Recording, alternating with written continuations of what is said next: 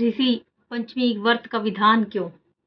ऋषि पंचमी का उपवास और पूजा दोनों महत्वपूर्ण है। पहले दिन गणेश व्रत रखा जाता है। इसके लिए खेत की काली मृत्तिका, चावलों के कंबल, पलवी एवं स्वयं द्वारा पोषण किए हुए फल आदि इकट्ठा करके गणेश व्रत संपन्न करें। इसके दूसरे दिन गणेश विसर्जन होने के बाद ऋषि पंचमी की पूजा होती है।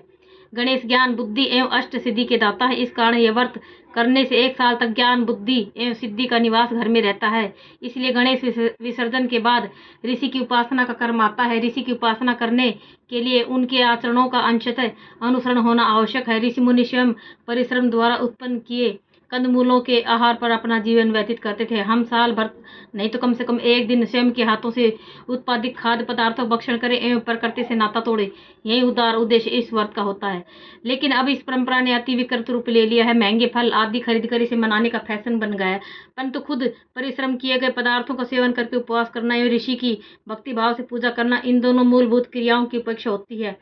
आधुनिक विचारवंतों को ये सब बातें भ्रामक लगती हैं, इसलिए ऋषि पंचमी का व्रत नहीं रखते।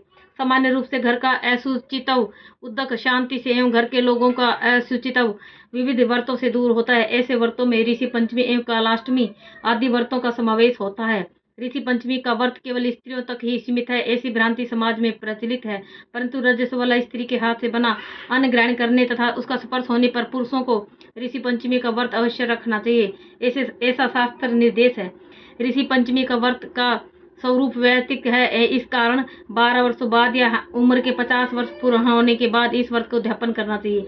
यह व्रत ऐन जवानी में करना ही इष्ट रहता है, कारण इसमें स्पर्श दोष अधिक उत्पन्न होते हैं। स्त्री की उम्र 50 साल होने पर उसकी रजो निवृत्ति हो जाती है, इसलिए उसके बाद ऋषि पंचमी व्रत की भी निवृत्ति होनी चाहिए। यदि इच्छा एवं अनुकूलता हो तो व्रत के उद्यापन के बाद भी यह व्रत रखा जा सकता है। जय माता दी।